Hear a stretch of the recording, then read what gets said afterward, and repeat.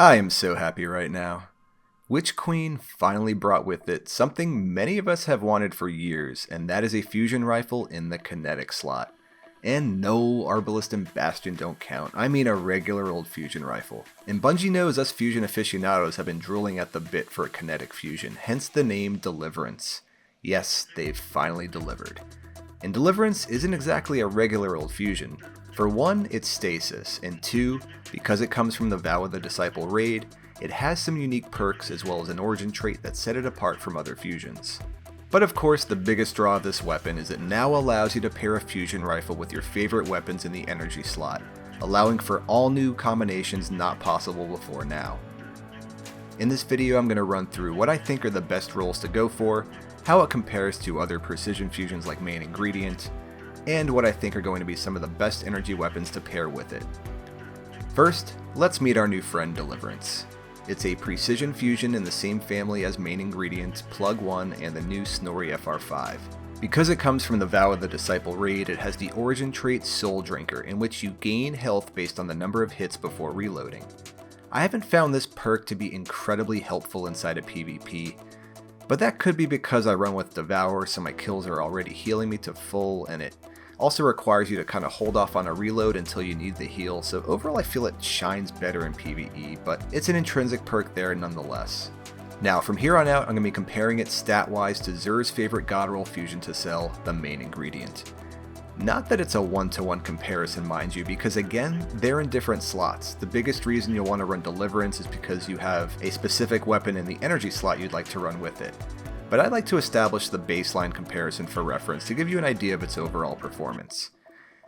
At its base, we are looking at the following stats. It's a precision frame, so that's 80 impact. It has 66 range, 57 stability, 39 handling, 41 reload speed, 67 aim assist, a zoom level of 16, a recoil direction of 80, and a mag size of 6.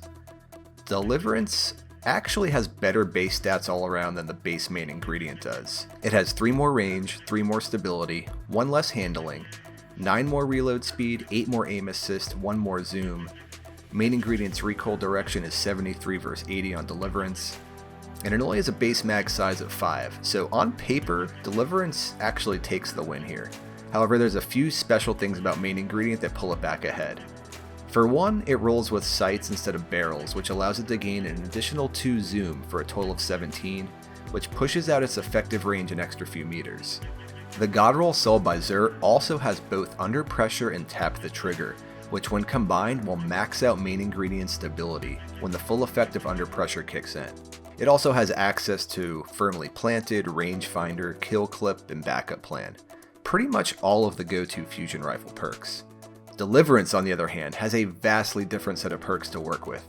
It gets barrel perks for one, it doesn't share any common perks in the first perk column, and the only perk it shares in the second column is tap the trigger. So what are some of the best perk combos to go for on Deliverance? Well, let's start by looking at its recoil direction, which is 80. This will make it pull slightly to the right. Now in PvP I like to get my recoil direction as vertical as possible, so by adding a counterbalance mod, we get a perfectly vertical recoil direction of 95, which will have very little deviation. Because of my specific type of playstyle, I don't tend to fire my fusion from the air, so I don't run an Icarus mod. But if you have a more aerial style of play, maybe you're a hunter or a Top Tree Dawnblade, you might want to look for the Arrowhead Break Barrel, which will max out the recoil direction at 100. On Deliverance, going all in on the range stat hardly makes a difference in your effective range.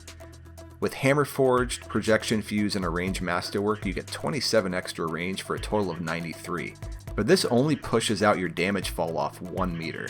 So I would rather instead invest in stability perks, which will give you a more consistent shot overall. So in that case, you'd look for maybe Polygonal Rifling, or Chambered Compensator, which would also give some extra recoil direction, or maybe Small Bore to also get a little bit of range with it as well.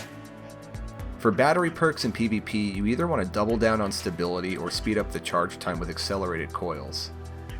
While precision frames aren't meta in PvE, there's nothing stopping you from running it, especially in easier content, and for that, getting your mag size up with enhanced battery is the way to go. Now is where things get interesting. For PvP, the standout perks for me are Demolitionist, Heating Up, Perpetual Motion, Sleight of Hand, and Steady Hands. They all have their strengths. I think for me personally, perpetual motion is the most appealing, as it doesn't require a kill to activate, and as long as you're keeping the buff up, you've got a nice stability, handling, and reload boost. In PvE, I think demolitionist will be the way to go, although some might also like cornered. The second column also has some great perks that set it apart from other fusions. In PvP, if you want more consistency, tap the trigger still grants some great bonus stability, recoil, and accuracy.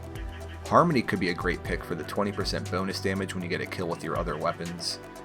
Adrenaline Junkie could also be great if you're running a grenade spammy build like I am for 33% bonus damage. We also have a new perk, Chill Clip, which lets direct hits with the top half of the magazine cause a detonation to slow your target and other nearby targets. As long as you have at least 4 shots in the mag, this will proc, so all you have to do is pick up 1 green ammo brick with an ammo finder.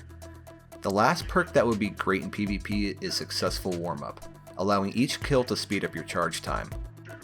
While I'm not personally a huge fan of perks that change the charge time, mostly because it messes with my muscle memory, it's also why I don't care for backup plan, but it could definitely be a good choice. I think I also prefer something that doesn't require a kill to activate. I'm always more of a fan of consistency, always on perks in PvP. So what would my PvP god roll be? I think I'm going to go all in on stability and charge time, so this means polygonal rifling, accelerated coils, perpetual motion, tap the trigger, and a charge time masterwork. This will give you the most consistent shots and the fastest charge time without needing any kills to activate any of the perks. Alright, now for the fun part. What weapons have we been dying to pair with a fusion rifle?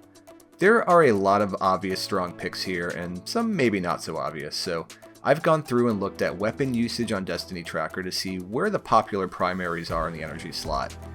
And I'm also going to give some off-meta picks I think could be fun. I'm going to group them up by weapon type so you guys can jump down to a section for your preferred weapons, and I'm not going to go super in-depth on these or get into where to find each weapon. You guys can look up that on your own. Before I jump into the list, 3 weapons I am most excited about pairing with a fusion rifle are the Monarque, the Darkest Before, and the Vex Mythoclast. All were strong options in their own right before, but now that I compare each of them with a fusion rifle, it's going to completely change up my game. Alright, first up, let's look at hand cannons. The most competitive choices here are the Palindrome, Igneous Hammer, Sunshot, and the new Cantata 57. The first 3 are well-known variables at this point, so not a whole lot new to say about them, but the Cantata was just introduced this season and has some very sought-after perks. In the first column, it can roll with Eye of the Storm, Rapid Hit, Heating Up, and Steady Hands, while the second column has Opening Shot, Rangefinder, Moving Target, Time Payload, Vorpal, as well as the new perk Focus Fury, so there's a lot of great options there. I'm not a huge fan of the 180 RPM archetypes, but Frontier's Cry from the Iron Banner looks like it could do well, with access to perks such as Rapid Hit, Tunnel Vision, plus either Iron Reach, Kill Clip, or even Eye of the Storm. For pulse rifles, there are a ton of good options. If you're a fan of the adaptive frame like Bygones, you might like Forge's Pledge from the Iron Banner. It's got a really diverse set of stat-enhancing perks like Surplus, Stats for All in the first column, or Elemental Capacitor in the second. It can also get Zen Moment, Quick Draw, Tunnel Vision, or Heating Up, and then Snapshot, Multi-Kill Clip, Unrelenting, Iron Grip in the second column. The lightweight frame, while not as competitive as the other archetypes, does get an honorable mention here because of the new Augment PR6.